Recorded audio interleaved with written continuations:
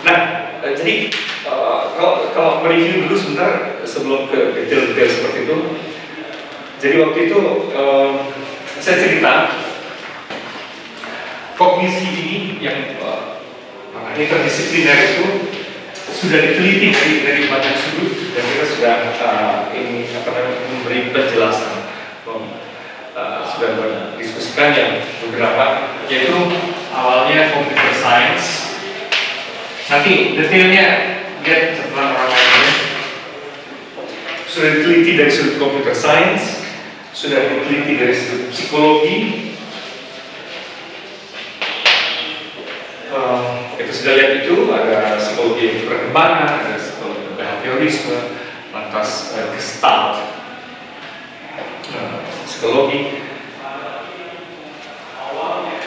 Nah, yang sekarang kita akan lihat adalah dari sudut neuroscience. Serba pendek saja. Karena kalau itu kan kita lanjutkan dalam perkembangannya, karena itu tadi neuroscience ini terbelah menjadi dua grup sebetulnya yang lumayan sengit gitu. Tapi oke, neuroscience adalah ilmu yang mempelajari struktur otak dan hubungan komponen-komponen itu dengan kehidupan mental. Jadi sekarang kita lihat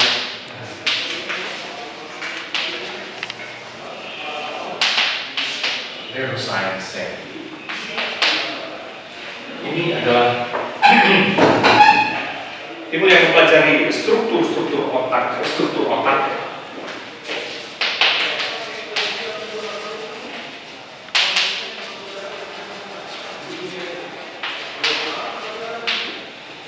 Dan hubungan antara neurosistem itu artinya sistem sarafnya ya, sistem saraf otak itu dengan aktivitas mental manusia.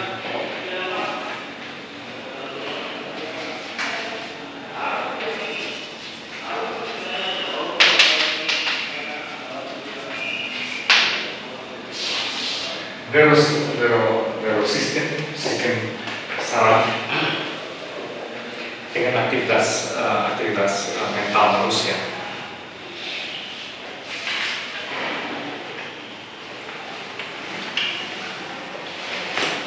Ini dalam kenyataannya ada dua level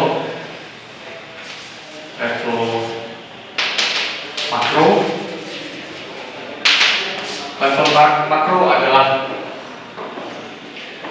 soal pemetaan yang berubah terus sebetulnya, pemetaan wilayah fungsi yang fungsional otak.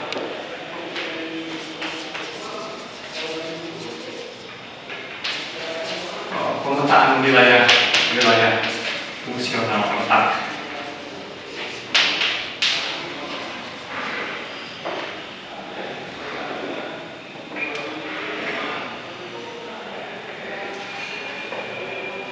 Jadi ada bagian tertentu dari otak itu yang ngurusin bahasa, gitu kan? Ada bagian tertentu yang ngurusin emosi, ada yang bagian tertentu yang kalkulatif. Kita secara garis besar suka menyebut otak kiri, otak kanan, gitu. Itu cuma limbik itu tengah, Nah itu temuan sekarang yang sangat menarik, limbik sistem ini.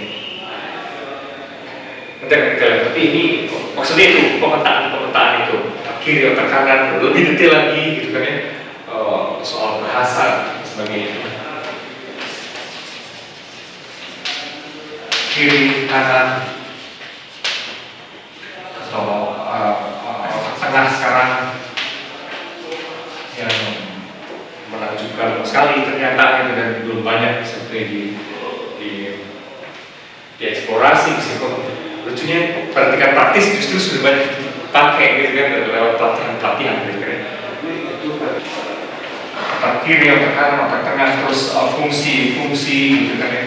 Fungsi di situ ada misalnya misalnya emosi, terus apalagi ada perasaan, terus pengolahan informasi misalnya, itu di sebelah mana sebenarnya. Itu rumit dan orang bisa sangat detail. Nanti kita akan lihat gambarnya, barangkali gambar yang besar saja, karena itu masih bergerak terus. Dan di antara sebenarnya di antara para neuroscientist pun ini masih menjadi soal. Kalau dari tampang depan misalnya,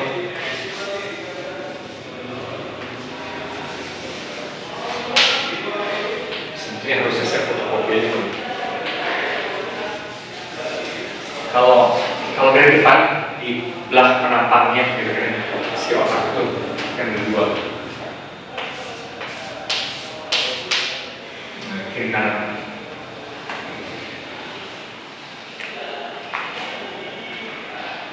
Ini sudah sangat disederhanakan. Saya cari yang paling sederhana karena ketika saya cari-cari gambar otak itu umumnya sangat rumit.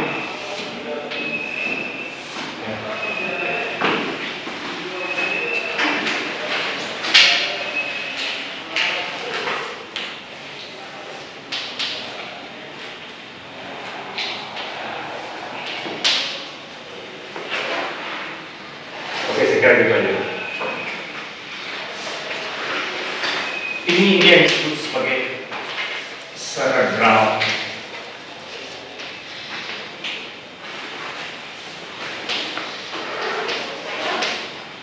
Cerebral cortex, yang paling permukaan itu saya sebut sebagai cerebral cortex. Lantas yang fungsinya apa namanya, menyampaikan informasi ke sistem neural yang ada di sini, di jantung. Nanti saya gambarkan tampangnya kan. Tapi ini talamus.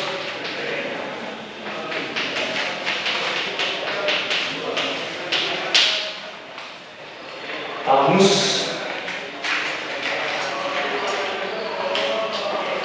adalah pemproses ini ya. Talamus itu pemproses data.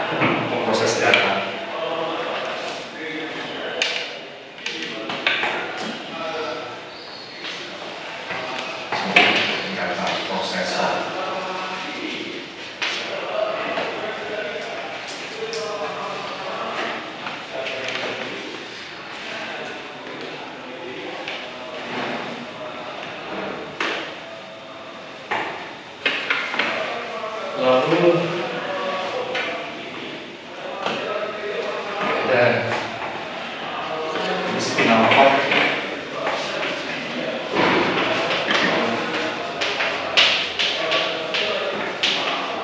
Jadi ujungnya nanti ke tulang belakang kita, ke tulang belakang kita ya. Makanya kalau tulang belakang patah atau apa gitu, wah itu efeknya bisa kemana-mana gitu ya. Ke ingatan, bisa ke impotensi, bisa kemana-mana karena ini prosesornya di sini nyambung persis dengan tulang belakang. Ya lalu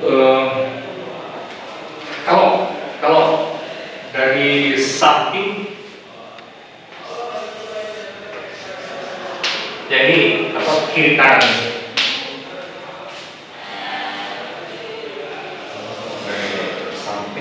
Simpel misalnya.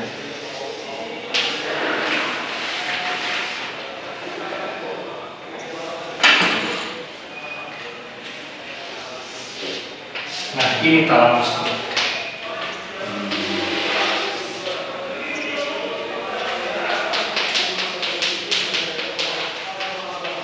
Jadi segala informasi diolah di situ.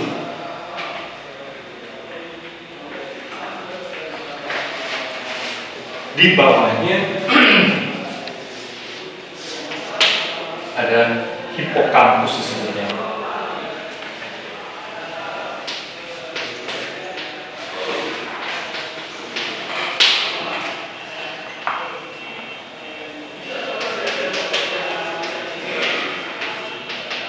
hipokampus itu adalah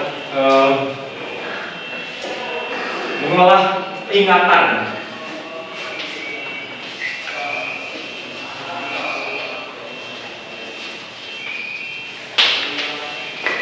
Memori menjadi ingatan jangka pendek menjadi ingatan jangka panjang.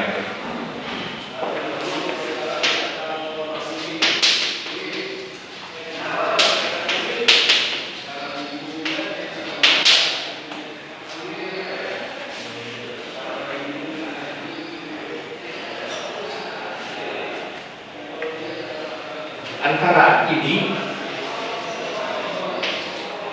di antara dua ini ada yang disebut amigdala.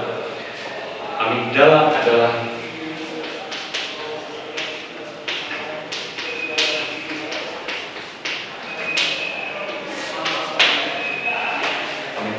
itu pengolah emosi.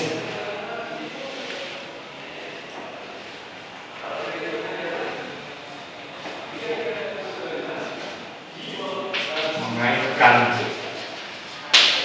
emosi dengan memori.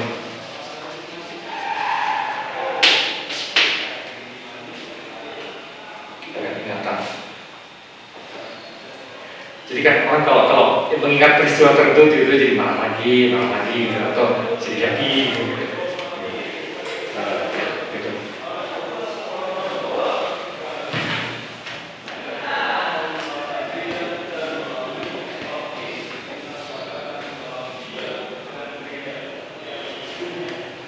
Midbrain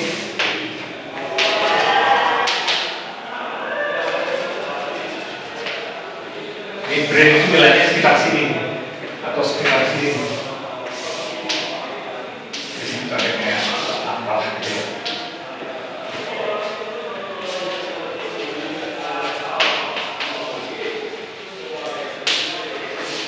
Atau disebutnya limbik.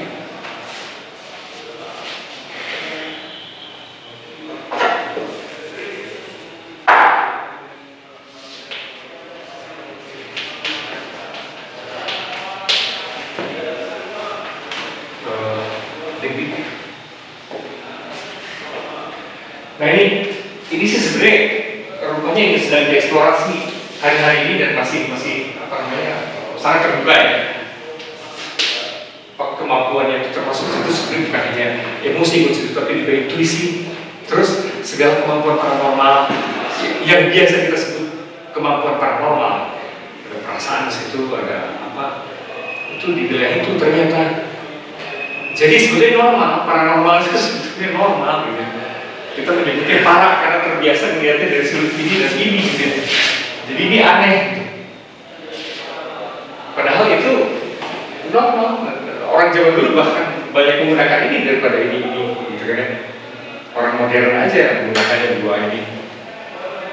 Terus sampai lupa ininya. Terus ketika ini muncul dalam berbagai fenomena disebut paranormal gitu. Para itu samping normal, kurang normal. Padahal dari itu juga. Dan kesannya seakan-akan itu apa ya, langsung ada kaitan dengan tonic, transendental, enggak. Rupanya itu normal aja, cuma kita nggak mengerti dan tidak menggunakannya. Orang modern tidak menggunakannya. Orang modern tidak mau mengerti. Sebagian yang tidak mau juga karena dominasi sains ya. Jadi kayak membaca pikiran orang dengan cepat sekali gitu ya. Dan kayak gitu nih langsung bisa nebak, bahkan apa melihat masa depan, masa lalu dan kayak gitu. Ya. Terus apa namanya lihat di dalam langsung tanpa alasan ya, orang sakit ini gitu, bahkan bisa berkomunikasi langsung dengan penyakit itu dan seterusnya. Itu tuh wilayah sini sebenarnya wilayah sakit sekali di limbik ini. Limbik itu sakit sekali. Nah sekarang banyak sedang berada di wilayah sini, mencoba memahami apa sih sebenarnya. Tapi kita tahu ya bahwa sebetulnya otak itu kemampuannya kan kita baru ketahui sedikit sekali ya, dan kita gunakan juga konon cuma 10% loh dari kemampuan yang sesungguhnya. Umumnya bangsa manusia menggunakan itu cuma 10%. 10%. Kebanyakan masih 90%. Ya, bisa apa dia itu dahsyat sekali kan sebenarnya. Ini level makro. Level mikro adalah meneliti interaksi jejaring sistem neural itu ya, sel-sel atau neuron, meneliti pola komunikasi sel-sel atau neuron otak. Bagaimana mereka itu bekerja, tapi juga sekaligus saling berkomunikasi gitu kan.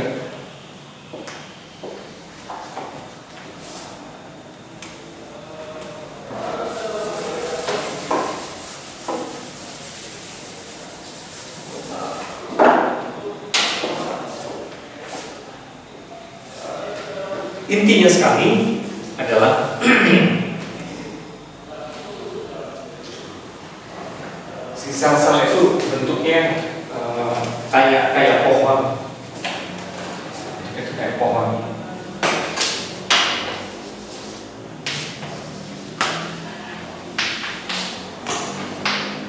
Jadi ada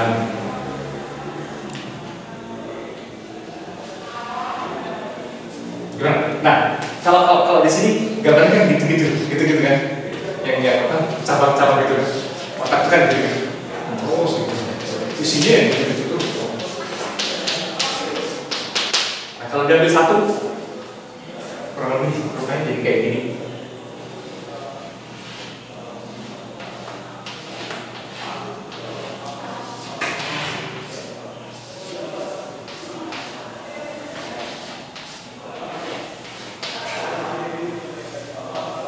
Nah, di sini tuh ada disebutnya cell body. Intinya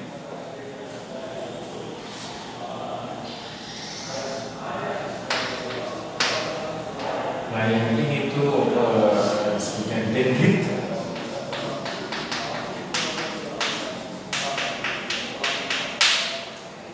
Dendrit adalah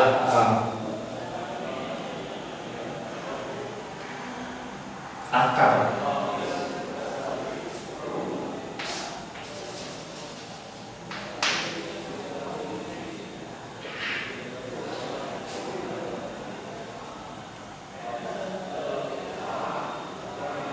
Terus di sini ya,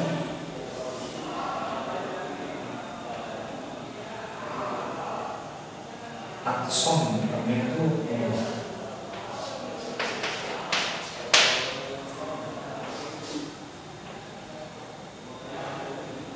ini adalah batang terang.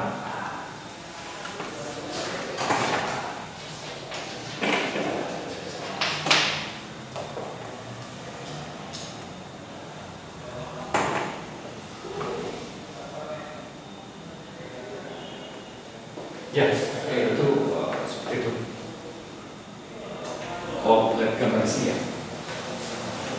Tapi jadi kalau melihat bagaimana mereka saling terhubung, sebetulnya dalam setiap aktivitas itu kalau si ujung-ujung sini kena rangsangan misalnya terpisah.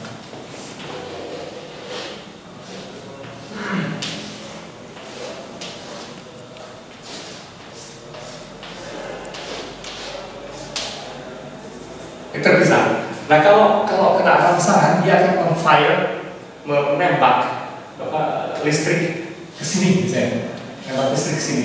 Terus nanti terjadi hubungan baru, cabang-cabang baru. Jadi si ininya tuh semakin kita nyambung, semakin banyak sekali cabangnya. gitu. Maka perangsang kecerdasan, kalau mau cerdas sebetulnya rangsang sebanyak mungkin, karena dia si cabangnya jadi banyak sekali gitu. Ini akan terkait, maksudnya akan memperumit diri gitu. Nah, cerdas itu cepat sekali melihat kaitan-kaitan segala hal. Kan proses berpikir kan berarti melihat kaitan segala hal. Nah itu tuh ini juga berarti rangsangan indrawi. Kalau kayak saya pernah baca itu orang Eskimo itu bisa membedakan sekian banyak warna putih karena sebenarnya jadi dia bisa sampai punya sekian nama untuk warna putih gitu. Sementara untuk kita kan putih itu sama banget kan enggak ya, bisa berapa persen itu terlihat bisa dia melihat putih semua. Dia cari ada putih gitu. Termasuk untuk musik katanya, untuk orang yang musik ya, intinya semakin halus semakin dia bergumul dengan aneka bunyi dalam musik, semakin sensibilitasnya ya kayak kawan saya konduktor PSN itu dengar bunyi yang salah di antara sekian banyak itu cepat sekali melihat tuh, cepat sekali ketangkap ya. Sementara kalau buat orang yang awam musik di mana yang salah dari itu cepat sekali nangkap. Kalau nggak benar cepat sekali. Karena artinya di antara begitu banyak bunyi gitu kan ya. Karena dia terbiasa, memang jadi. Tapi sebenarnya gitu, kalau para pelukis dan segala macam juga yang terlatih melihat warna sama, itu juga akan melihat warna kuning yang beda dengan kuningan dan terus gitu bisa. Nah, neuroscience, tapi yang penting kemudian efek dari tadi pada level mikro itu terus diteliti bagaimana cara kerja itu, cara kerja sel-sel neuron itu saling berinteraksi dan berkomunikasi. Nah itu bahkan sama von Neumann dibayangkan bahwa neuron-neuron itu bisa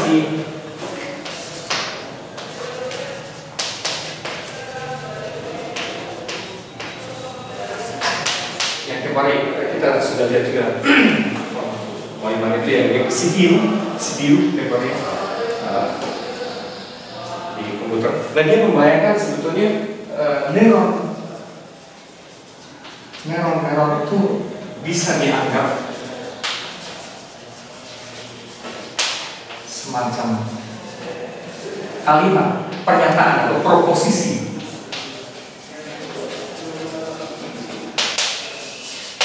Neuron itu bisa dianggap sebagai proposisi, pernyataan.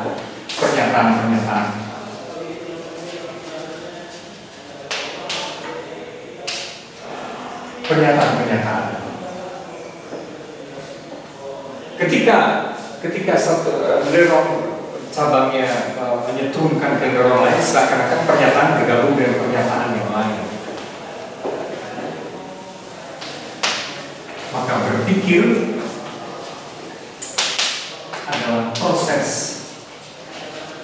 menggabungkan pernyataan-pernyataan, menggabungkan proposisi.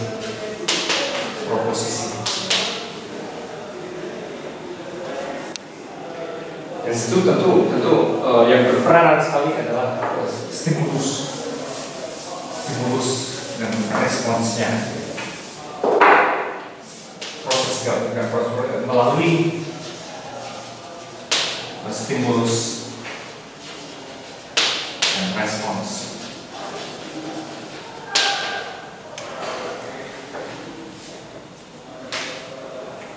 Jadi gimana kalau dirangsang gini dia nembak nggak?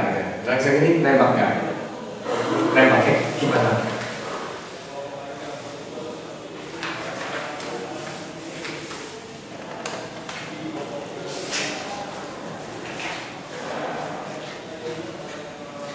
Baik, ini wilayah neuroscience. Jadi tadi kita sudah melihat ada computer science, terus psikologi, terus neuroscience. Yang sekarang ada unsur keempat yang sudah membangun cognitive science adalah linguistik.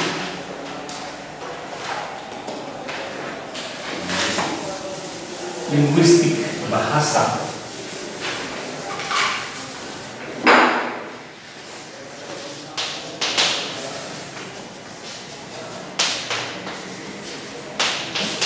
Jadi bahasa juga ikutan meneliti sebetulnya bagaimana sih cara kerja pola mental di otak kita itu. Di situ yang berjasa sekali adalah Noam Chomsky, khususnya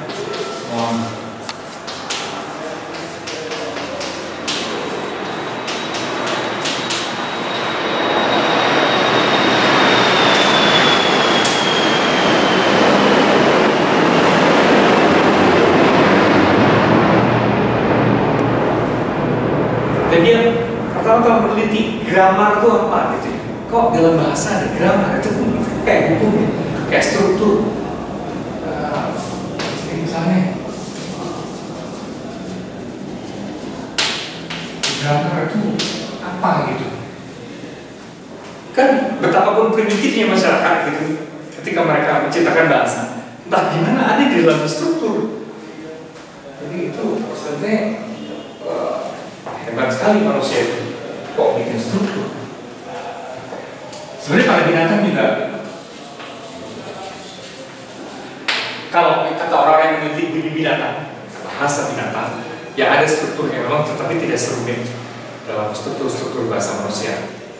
Jadi ada struktur tertentu ketika burung berbunyi jenis tertentu itu artinya lapar. Bunyi jenis tertentu artinya ngobrol, komunikasi, ada bahaya, misalnya gitu kan ya. Monyet-monyet dengan nada ketinggian tertentu gitu, itu berarti ada bahaya. Terus kalau nada yang lain berarti mau kawin, nah, kayak gitu-gitu. Ada struktur, tapi pada manusia itu jauh lebih rumit lagi. Kebayang sama kita ketika menjadi bahasa manusia, betapapun sederhananya bahasa itu. Bahasa Indonesia kadang-kadang suka disebut sebagai salah satu bahasa yang paling sederhana ya. Kalau dibanding bahasa-bahasa Barat ya, bahasa Barat kan, ada tabelnya, ada apa gitu, rumit sekali lah itu. Ada past tense, present tense, future, berubah terus. Pas yang masih terjadi, yang sedang terjadi, atau yang telah terjadi, atau yang barusan terjadi, itu rumit sekali gitu. Nah dibanding itu bahasa Indonesia sekali simpel. Nah struktur itu apa?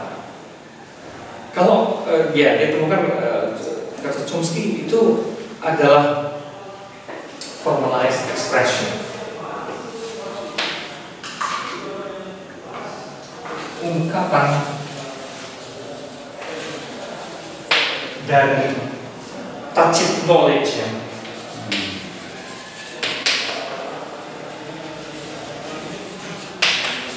Ungkapan dari tacit knowledge apa ya? Tacit yang tersembunyi. Tacit knowledge itu pengetahuan yang tersembunyi. Kita sebenarnya sudah selalu tahu sih, orang itu sudah selalu tahu, tapi kalau mesti menjelaskan persisnya gramarnya gimana, bahasa kamu tuh, wah ya kan susah juga. Tapi kemudian dibantu oleh orang-orang yang berpikir atau para ilmuwan, pada akhirnya misalnya bahasa, bagaimana misalnya bahasa Nias dicoba diformalisasikan strukturnya oleh ilmuwan-ilmuwan Jerman, misalnya gitu kan. Sehingga apa namanya? Ya karena versi Jerman maka U atau O lantas dengan suka dikasih umlaut seperti gitu ya. Jadi gitu. Karena kedengeran gitu. Saya kira kalau bahasa Sunda dulu diformalisasikan sama orang Jerman akan sama, segala bunyi E akan digituin loh. Segala bunyi E dalam bahasa Sunda kalian akan ditulisin begini gitu ya. Gitu. Jadi dan ya karena yang lebih awal memformalisasikan menjadi sains itu memang orang-orang Barat sebenarnya, itu bisa diakui mereka yang pelayanan agresif sekali. Tapi sebetulnya tanpa bantuan mereka pun semua orang kan selalu bisa ngomong. Sudah selalu bisa ngomong ribuan tahun lamanya sih. Orangnya sudah selalu bisa ngomong ribuan tahun lamanya. Selalu ngomong gitu, cuman tidak menyadari ada struktur tidak memformalisir yang diformalisasikan,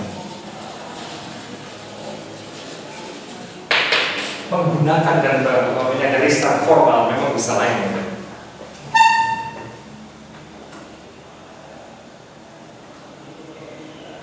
Jadi kita sudah selalu punya pola, hanya seringkali tidak disadari. Makanya sebenarnya tacit terselubung tersembunyi. Tapi kita pakai ya, kita gunakan, kita tahu juga sebenarnya. Cuma nggak tahu ngomong ini gimana. Bahkan sebenarnya tubuh kita juga punya pola gitu kan. Jam segini, kritis jam segini ke belakang, jam segini apa itu kan ada body clock-nya juga misalnya. Cuman kita pasti akan kaget kalau gimana sih body clock tubuhmu? Wah, ntar mesti diingat-ingat dulu gitu. Kalau kita jalani setiap hari gitu, setiap detik. Kayak gitu.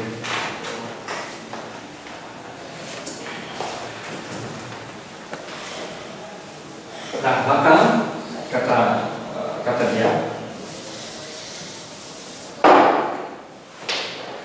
maka kata Noam Chomsky, data primer untuk analisis linguistik itu harusnya adalah si speaker sendiri, native speaker itu sebenarnya. Jadi dalam penelitian dalam analisis bahasa, native speaker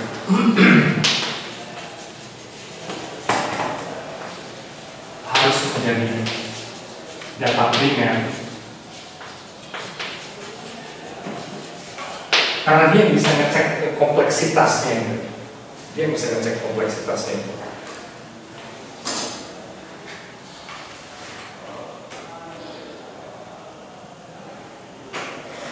Dan yang penting dari sini, ketika kalau kita melihat pada data primer pada si pembicaranya, akan ketahuan di situ. Sebetulnya yang namanya pola itu juga tidak pernah sangat baku gitu dan berhenti gitu. Kalau kita lihat si pembicaranya, bahasa itu tumbuh terus, kreatif sekali gitu. Jadi dari sisi si pengguna, bahasa sangat kreatif.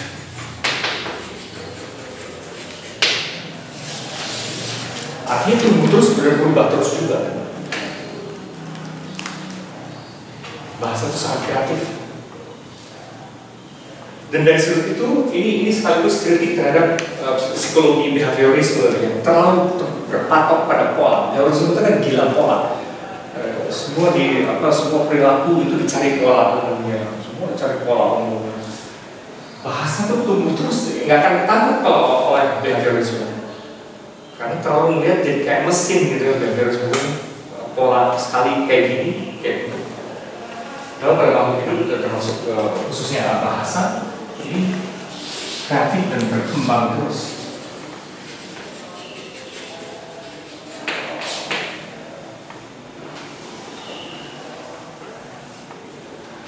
Apakah bahasa Inggris yang kita kenal sekali ada pola dan seakan-akan dimana biasanya kayak gitu? Masih berkembang ya bahasa Inggrisnya?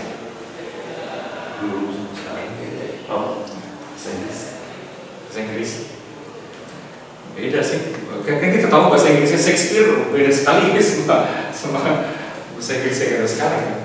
Bahkan misalnya dulu kita bahkan masih diajari ya kata by whom atau to whom. Ini kan ada MM gitu kan.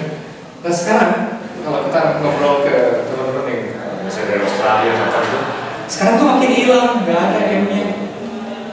Jadi to who, by who, udah nggak ada. Ya lama-lama hilang gitu. Secara natural, tak gimana nih? Gimana? Dari mana? Nggak ada. Itu dia kan jadi rada kuno.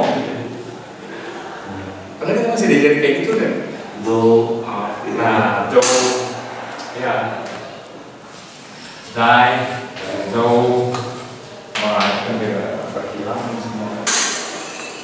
Heidegger nyebutnya karat bahasa katanya Pak ya. Heidegger banyak pun sebagai karat bahasa, jadi bahasa awal sampai bahasa sekarang itu bahasa tuh selalu ada karat-karatnya. Iya. Kita tuh susah menangkap makna awal karena udah banyak karat katanya. Ya. Sama? Heidegger. Oh, Heidegger karena dia suka menelusuri etimologi suatu kata ya memang. Iya. Ya jadi bahasa apapun saya kira mereka memang bahasa Indonesia lagi. Kita suka sekarang menemukan kata-kata yang kita sendiri nggak, artinya kita sendiri merasa asing loh. Apalagi dari bahasa penggunaan, wah itu oh kata secara itu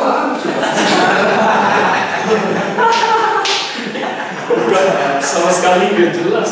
Secara ya gue sih apa itu secara. Karena bahasa Indonesia itu kan boleh dibilang umurnya baru. Dia kan pengembangan dari bahasa Melayu. Wah, aduh, memang ini batangnya Melayu, cuman Bahasa dagang. bahasa serapannya juga udah luar biasa sekali. Jadi ada bahasa yang masih muda. Nah, maka hampir semua bahasa sekarang mengalami perkembangan gara-gara interaksi. Interaksi makin ketat juga. Tidak pernah ada interaksi sekental sekarang gitu. Maka bahasa apapun tidak bisa mengelak dari penyerapan. Apa boleh buat? Bahkan bahasa Jepang pun ya, ya begitu tertutup dan eksklusif. Lihat ya anak mudanya, udah campuran juga. Bahasa Korea segala macam. Ini siapa yang berapa? Kayaknya jarang jual bahasa asing. Grand Prix misalnya, oh banyak kata dari bahasa Prancis kan. Misalnya Grand Prix dalam bahasa Inggris harusnya bacanya Grand Prix kan, enggak, Grand Prix gitu. Karena itu dari Prancis. Kurang amok. Atau amok itu dari bahasa Melayu kita. Tiba-tiba di pers mereka bilang apa namanya anti-rent amok misalnya gitu. Amok Dan mereka amok gitu. Amok itu dari bahasa kita. Ya sebenarnya Melayu baru itu serapan pisang gitu. Mereka pakai amok. Ini dalam bahasa apa dari bahasa Prancis banyak.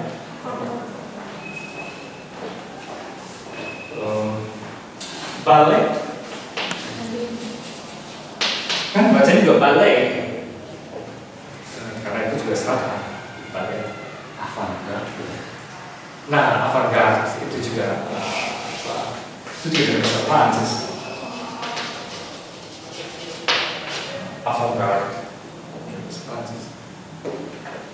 Banyak sekali entrepreneur.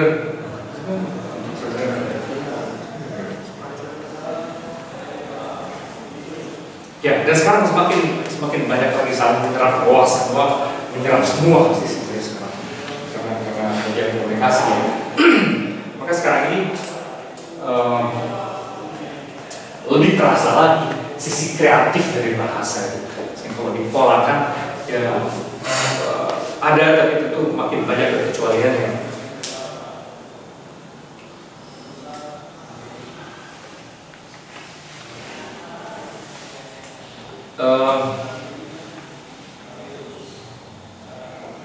Ya, dengan ini yang penting dari Chomsky adalah bahwa karena selama itu dalam sejarahnya behaviorisme terus-terus dipakai sebagai patokan.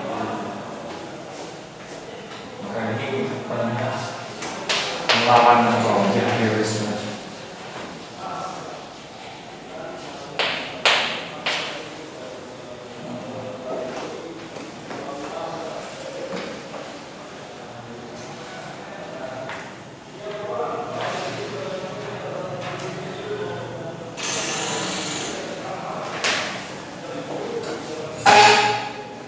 Baik studi bahasa yang khusus tentu ada banyak sekali nama kecil dari Noam Chomsky yang paling besar, tapi yang jelas gema dari studi bahasa itu ke medan filsafat. Dan ini juga kemudian hari menjadi sangat berpengaruh. Kita masuk ke unsur kelima yang membangun cognitive science, yaitu filsafat. Khususnya memang linguistic analysis.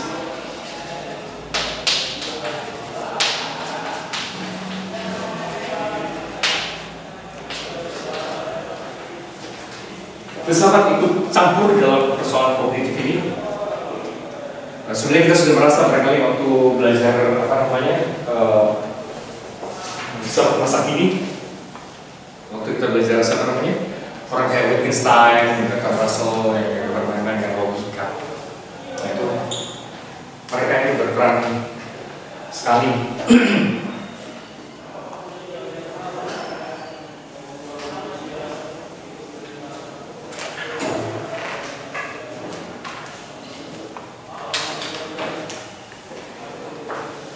Ya, misalnya adalah Gilbert.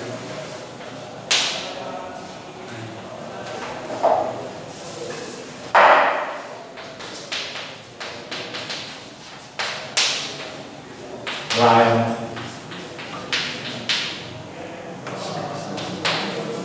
Gilbert Ryle.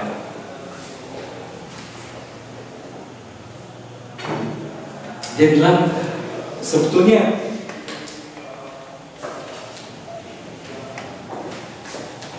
predikat-predikat mental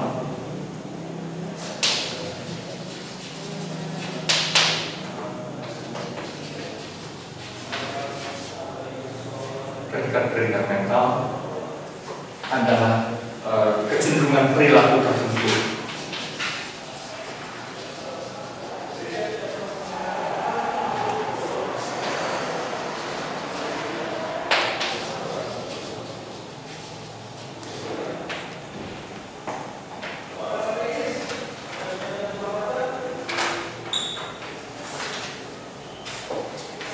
Jadi predikat mental itu misalnya contohnya adalah misalnya kepercayaan, saya percaya bahwa gitu kan,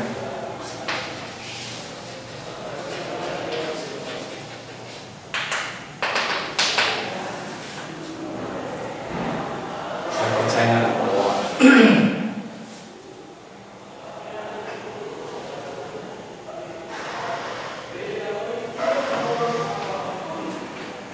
lalu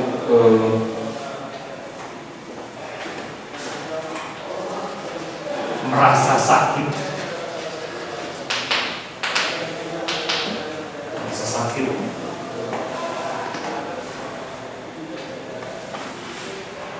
tertarik pada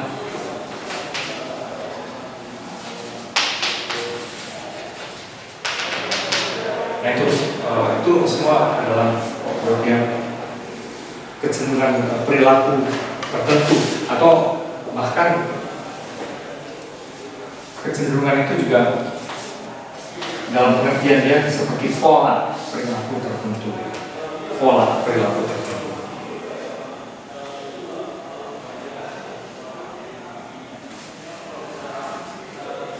Ya ini seperti simpel, tapi nanti ini menjadi perdebatan masalahnya. Untuk tahu sedikit rincian sedikit ya. Kemudian itu menjadi perdebatan karena akan dilawan oleh para filsuf yang lain, antara lain G.C. Smart. Ngomongnya beda lagi. Predikat mental itu bukan pola perilaku, tapi brain states. Itu situasi otak gitu.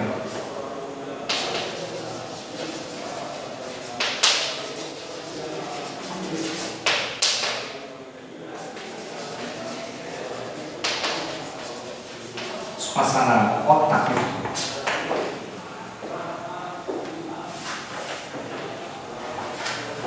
Jadi suasana mental kita itu sebenarnya adalah suasana otak kita.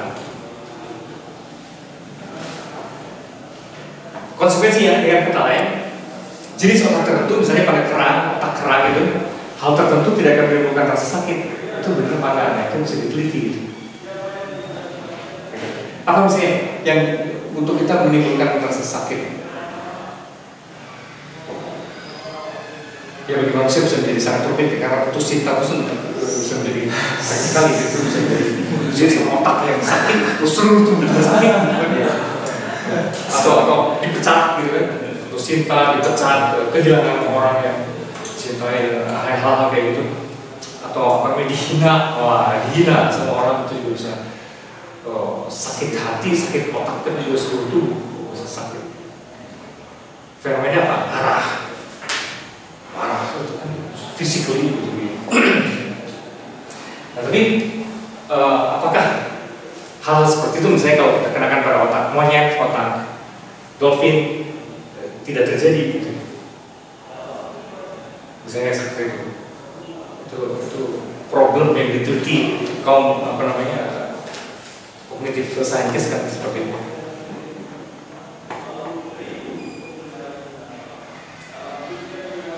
Nah kalau gitu, tapi ini kemudian nyambung, omongan seperti itu nyambung. Salah satu konsekuensinya adalah artificial intelligence,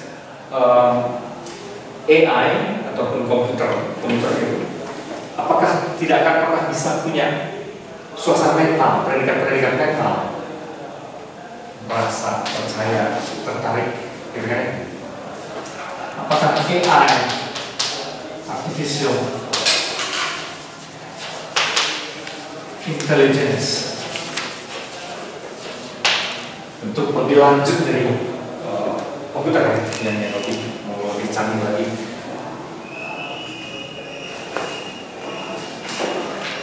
apakah artificial intelligence dan komputer tak mungkin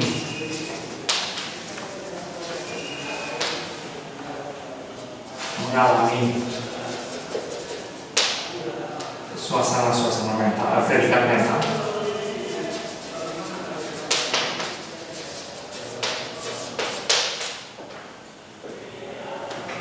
Dan ternyata tidak gitu kan masalahnya.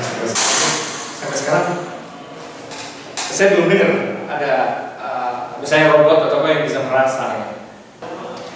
Ada orang lagi contoh perdebatan filosofis yang sampai detail.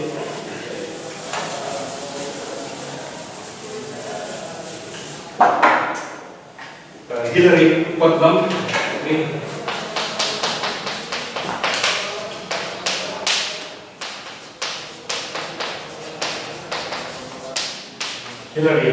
Putnam, dia bilang mental states atau tadi disebut predikat mental itu menjembatani sensasi untuk perilaku. Jadi mental state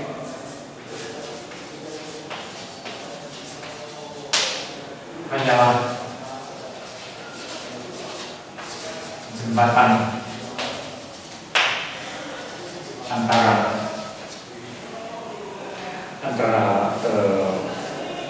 sensasi dan perilaku. Sensasi ke perilaku.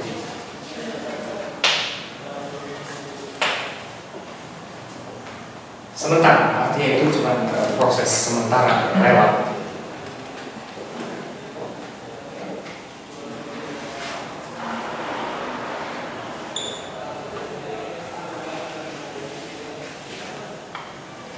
Dia kasih contoh, sensasinya apa? Haus. Sensasinya haus. Perilaku yang kemudian timbul dari situ adalah mengambil Coca-Cola misalnya itu.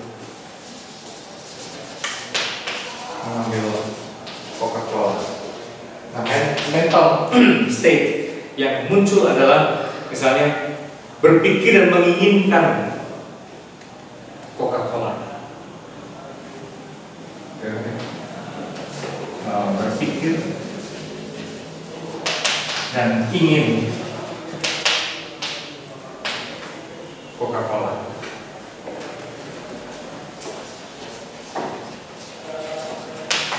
Jadi kalau pada dia itu bukan soal pola, bukan juga soal keadaan otak itu bedanya. Kalau tadi pola ini keadaan otak, kalau buat dia itu mah cuma lewat aja yang pentingnya itu perilaku, itu cuma fase antara ke perilaku. Soal akibat.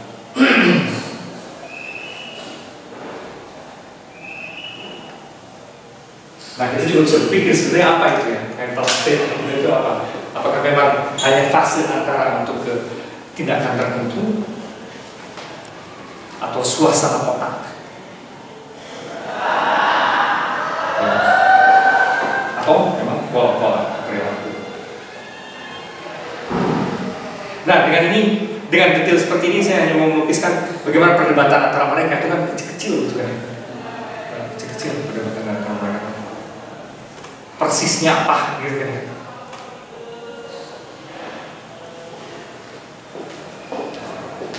Ya, itu contoh di wilayah filosofis. Dan di kemudian hari ada kaitannya dengan orang berpikir melalui fenomenologi, ada kaitannya dengan intensionalitas. Kalau masih ingat sudah bersama masa ini dari fenomenologi, orang mengaitkan juga dengan intensionalitas misalnya gitu. Dan macam-macam lagi.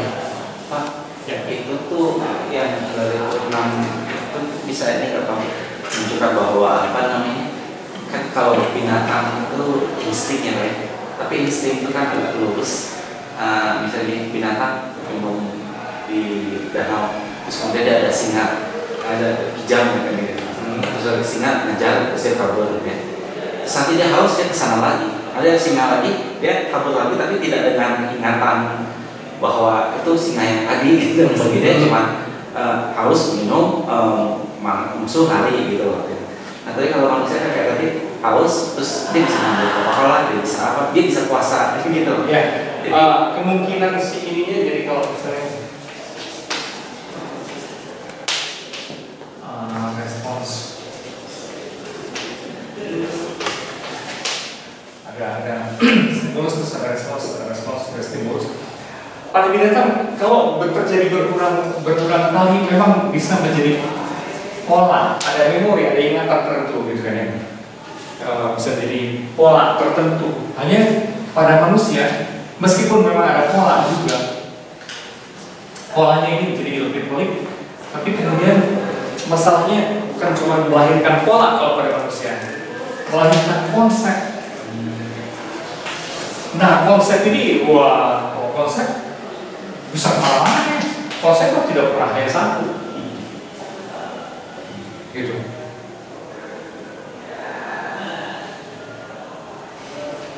Jadi betapapun laparnya misalnya manusia, di depannya dikasih pisang, tidak pernah hanya satu kemungkinan. Kalau bagi monyet, ya itu tinggal dimakan. Kalau manusia, ini siapa yang punya satu? Kenapa juga tiba-tiba ada di depan gue? Wah, rumit sekali. Sebelum dia makan, bahkan sorry gue lapar banget, terus itu lagi puasa. Itu lain itu saya. Wah, konsep ini bisa kemana-mana. Sehingga selalu ada penundaan tertentu yang aneh gitu. Jadi sebelum kalau pada binatang relatif lebih langsung, pada manusia itu belok dulu gitu. Nah, baru begitu. Atau kembali. Ada faktor ketiga ini, si konsep ini yang menjadikannya jadi selalu lebih rumit.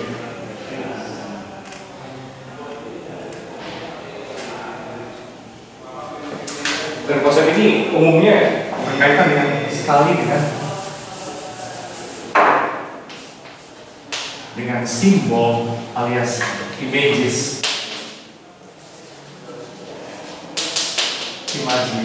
imaji itu kaitannya dengan pikiran, dengan perasaan, dengan imajinasi, membayangkan. Itu yang menyebabkan dunia manusia selalu menjadi lebih rumit. Jauh lebih rumit dari biasa. Tapi menunjukkan kan gitu, bedanya DNA kita dengan simpanse cuma 1% kan ya. Kenapa begitu beda gitu? Jadinya hubungnya nggak berubah. Itu tegak ngomongnya.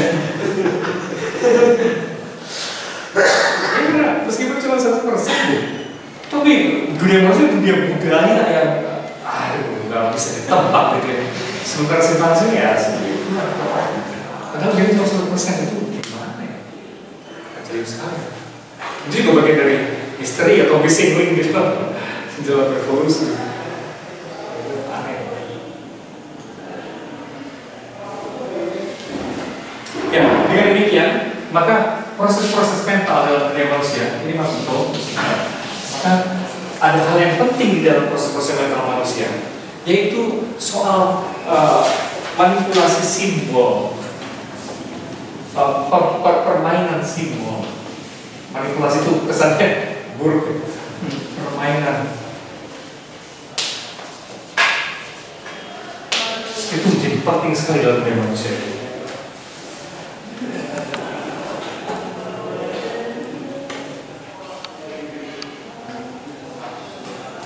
Yang permainan simbol yang merepresentasikan dunia yang disebut oleh Jerry Fodor sebagai mentalis. Ini istilah dari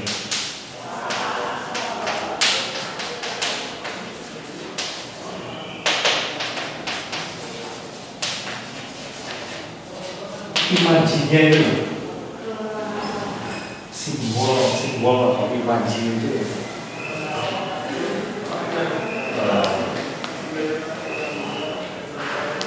menjadi penting dalam proses kognisi manusia. Jadi yang membuatnya menjadi khas sekali adalah itu permainan simbol atau permainan mentalis itu. Citraan yang kita bayangkan.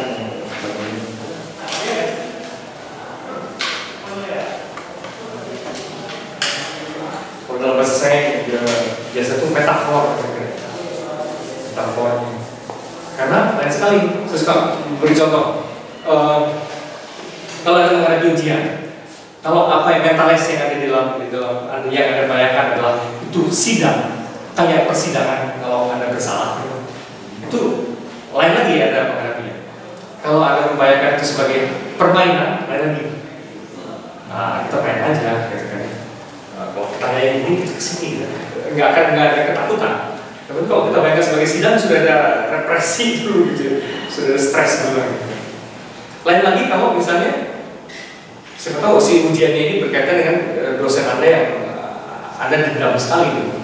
Terus Anda bayangkan ini bukan permainan, bukan sidang. Ini adalah perjuangan atau balas dendam. Balas dendam, itu lain lagi. Anda menguasai nggak bisa hanya untuk ngegebuk dia gitu. Lain lagi. Jadi Anda akan memikir ujian adalah peperangan misalnya gitu. Selain lagi bukan permainan, tapi peperangan.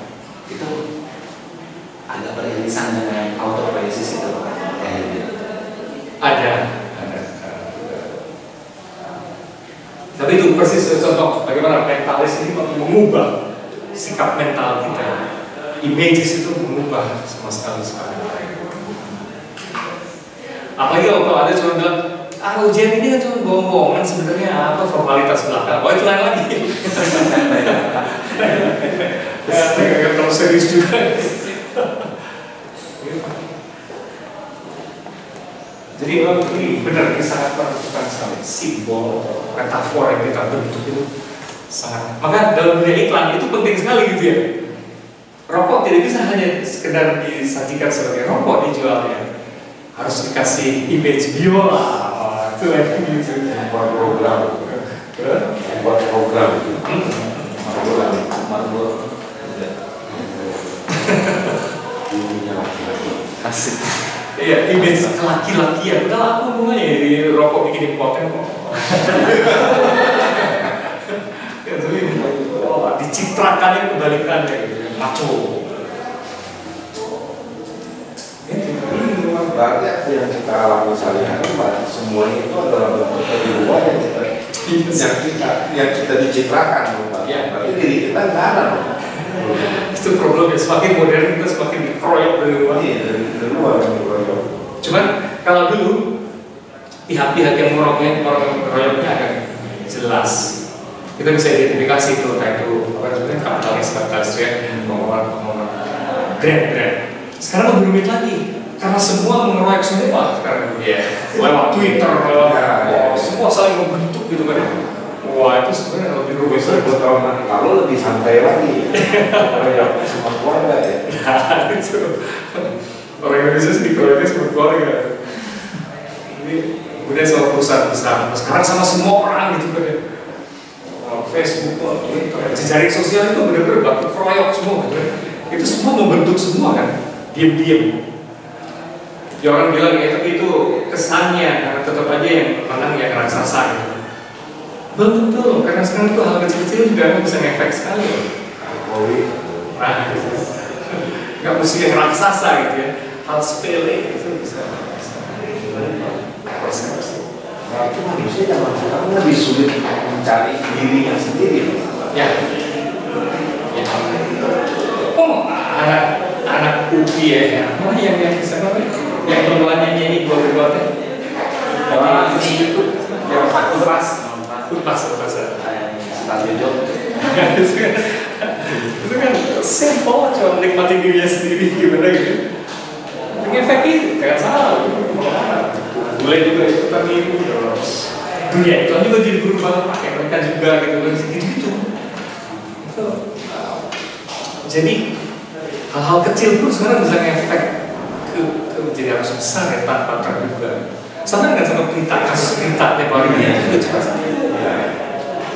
Tapi beberapa tuh belum jadi action yang lucu di revolusi Arab juga dibantu dengan. Nah betul, revolusi di Timur Tengah itu bukan kerjaan seperti yang kita bayangkan waktu perang dingin kan selalu kita membayangkan ada rekayasa, ada mastermind siapa, ada CIA atau ada tukang jualan buah, katikan terus boleh menghasilkan terus kemudian bergelombang secara populasi. Jadi revolusi itu bisa juga. Gimana ya? Ini semakin gak jelas ya, semua membentuk semua sebenarnya. At least punya peluang untuk membentuk semua. Jadi mudah juga hal-hal yang personal terus langsung ditarik dan jadi komunitas. Menjadi komunitas itu. Dan seringkali gitu, semakin personal dalam dunia selebritis gitu.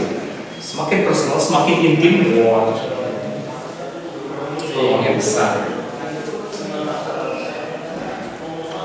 Oke, nanti akan kita lihat perkembangan lebih lanjut.